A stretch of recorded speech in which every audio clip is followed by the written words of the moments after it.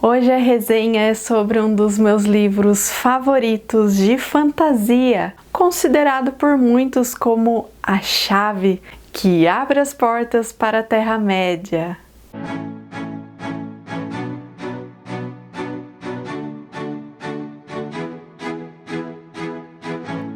Olá, meu nome é Eloá e hoje eu vou conversar com vocês sobre o livro do Tolkien, O Hobbit. Mas antes de entrar no enredo dessa história de fantasia aconchegante, cheia de aventuras, eu convido você que ainda não é inscrito no meu canal a se inscrever, comentar aqui pra mim se vocês já leram esse livro e algum outro livro do Tolkien. Bom, gente, como eu já estava dizendo, essa é uma fantasia que abraça o leitor durante a leitura. É aquela fantasia aconchegante, apesar de haver muitos obstáculos nas aventuras que os personagens irão enfrentar por aqui. Gente, apesar de ser uma história cheia de obstáculos e aventuras pelo caminho dos nossos queridos personagens, porque sim, você vai se apegar a cada um deles durante essa jornada. Eu já vou mostrar para vocês o quão aconchegante essa história já começa a partir da edição. Essa edição, ela é comemorativa dos 75 anos, desde a sua primeira publicação, que foi em 1937, e a edição está maravilhosa. Ela é uma edição da editora Martins Fontes, com tradução da professora Lenita Maria, e ela está uma edição de encher os olhos, já pelos mapas contidos nela, né, o mapa da Terra-média, onde irá se passar toda a aventura dos nossos personagens. Aqui dentro da edição também iremos encontrar várias figuras da obra original. E por fim, no final do livro temos a continuação do mapa.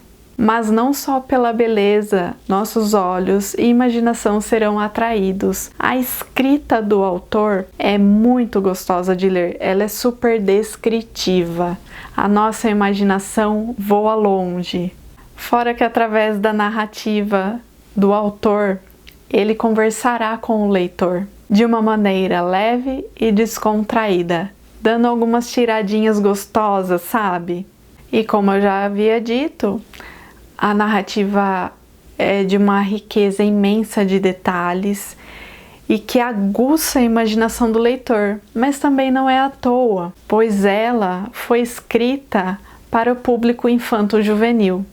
Isso mesmo, assim como também foram escritas as Crônicas de Nárnia, O Pequeno Príncipe, O Quebra-Nozes, Alice no País das Maravilhas. Todas histórias voltadas a esse público infanto-juvenil, mas que enchem os olhos também dos adultos. Por falar nisso, vou deixar o link para vocês na descrição do vídeo sobre as minhas resenhas de Alice no País das Maravilhas e O Pequeno Príncipe. E para vocês terem uma ideia, até os próprios filhos do Tolkien ajudaram ele com a narrativa da história. E apesar de as histórias serem interligadas, né, a história do Hobbit e a história de O Senhor dos Anéis, ao contrário do que muitos pensam, o Hobbit foi escrito primeiro do que a história de O Senhor dos Anéis. E por essa história da década de 30 ser pioneira nesse gênero da fantasia, nós sabemos então que Game of Thrones, a saga Harry Potter e tantas outras histórias de fantasia foram sucessoras, né? Vieram com essa inspiração de O Hobbit e O Senhor dos Anéis. A história começa apresentando pra gente o nosso personagem principal, o Hobbit, que é uma pequena criatura de pés grandes e peludos, pacata, super na dela, que gosta muito do conforto de sua toca, que, diga-se de passagem, é super bem organizada, cheia de coisas muito confortáveis, apesar de não ser tão luxuosa, mas possui tudo que um hobbit precisa para viver bem, como muita comida, por exemplo, já que eles são super comilões. Dito isso, eu também digo que essa criaturinha não gosta de viver fortes emoções. Mas um belo dia, Gandalf, o Mago Cinzento, irá aparecer em sua porta e vai propor a ele um acordo super diferente, bem inusitado. Só que para isso, o Hobbit vai ter que sair do conforto da sua toca para viver altas aventuras fora do condado onde ele vive. E detalhe, o Hobbit será peça-chave, peça fundamental para que dê certo a conclusão dessa missão, para que dê certo o desfecho dessa história.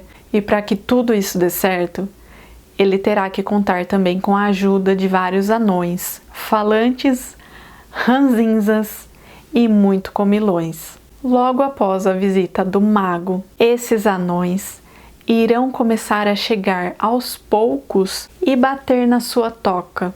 Ele vai atender, mas ele não vai começar a entender nada. E esses anões, eles irão começar a adentrar a toca do Hobbit sem serem convidados, começar a comer da comida dele, vão começar a fazer bagunça na casa organizada do Hobbit e eles vão se auto-hospedarem na toca dele. Mas tudo isso, ele vai descobrir depois, é em prol dessa missão cheia de aventuras. Eles irão fazer uma reunião durante a comilança na toca do Hobbit para discutir os assuntos pertinentes sobre essa jornada, onde o Hobbit, como eu já disse, é chave importantíssima para o desfecho da história. Depois de muita comilança e cantoria na casa do Hobbit, eles irão contar então que essa determinada aventura é para reaver as terras de seus antepassados, né? As terras dos antepassados dos anões, onde sempre foi cheia de riqueza, com muita fartura, mas que hoje em dia ela está sendo comandada, ela foi usurpada por um dragão muito, muito mau. Um dragão que adora tesouros, que roubou os tesouros de suas famílias e foi morar embaixo de uma montanha com todo esse tesouro junto. No final de toda essa discussão, o Hobbit vai acabar aceitando o convite, meio que a contragosto e por muita consideração ao mago Gandalf, velho amigo dele.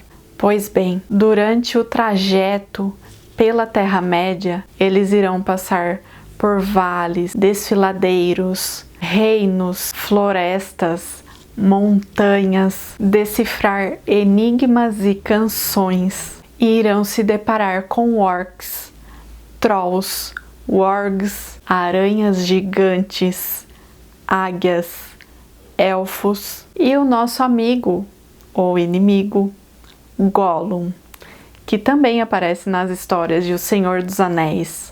Lembram? Precioso! Bom, mas no meio de tudo isso, eles contam, é claro, também com a ajuda de Gandalf, o mago.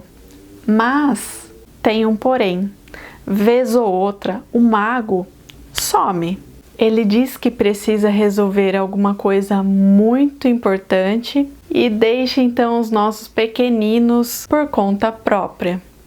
Mas o Gandalf, ele é aquele paizão que fica olhando a sua cria de longe, sabe? Ele dá um respiro para eles se situarem, porque ali são vários anões e o Hobbit. São várias personalidades fortes e diferentes convivendo todo mundo junto ali, então eles precisam que o Gandalf deixe eles um pouco à vontade para eles conseguirem por si mesmos saírem sozinhos de determinadas situações e levarem consigo lições muito valiosas. Mas é claro, né, gente, que quando tá acontecendo a treta maior ali, que o bicho tá pegando, quem que aparece? O Gandalf logo aparece em socorro de seus amigos. Fazendo um parênteses aqui para vocês, livro versus filme. No filme, nós não conseguimos enxergar tanto isso, da presença constante do Gandalf, mesmo quando ele não está presente. Conseguiram entender? Porque é claro que A leitura, como eu já disse, né, a escrita do Tolkien, ela é de abraçar o leitor. E no filme, ele é mais dinâmico, é mais visual. Apesar de eu ter achado que a adaptação foi muito bem feita, que ela seguiu quase que à risca, que é o pé da letra, a narrativa, né, a história mesmo, mas nós não temos tanto essas sensações, é claro, de quando nós fazemos a leitura. E ao longo de todo esse trajeto do Hobbit, o leitor vai sentir junto com ele falta da toca dele, né, que tem todo aquele aconchego, porque ele vai passar frio, ele vai passar fome, ele vai passar medo.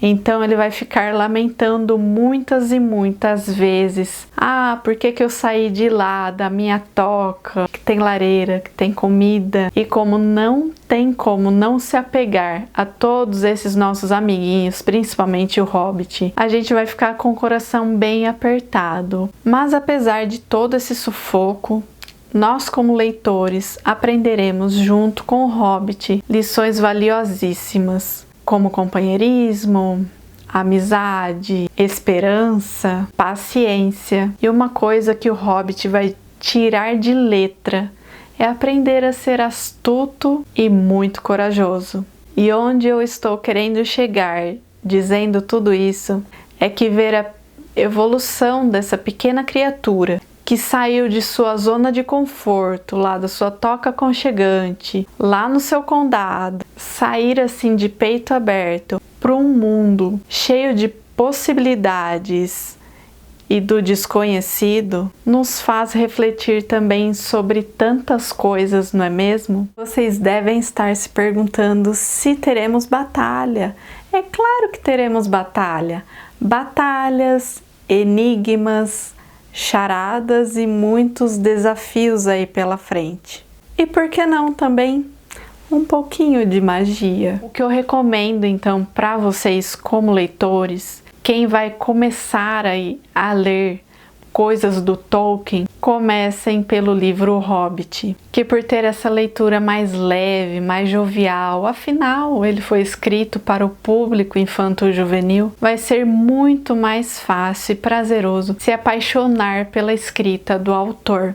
Porque suas outras obras, não é? Seus outros livros, ao que sabemos, são leituras muito mais complexas e muito mais densas. Nós podemos até já perceber pelos outros filmes, né, os filmes da saga O Senhor dos Anéis, que são aquela coisa mesmo mais adulta, é bem mais denso, bem mais complexo, já pela trilogia do filme, quem dirá os livros. Outra dica que eu deixo aqui para vocês, que facilitou muito a minha leitura do livro Hobbit, é que vocês não parem a leitura a todo momento, porque como é uma escrita da década de 30, e o autor trouxe aqui toda aquela pegada mitológica da era medieval. Para vocês terem ideia, até o cálice de vinho deles tem uma descrição totalmente diferente. E a tradução, como foi muito bem feita, ela está bem ao pé da letra. Então, se vocês ficarem parando a todo momento para saber o que significa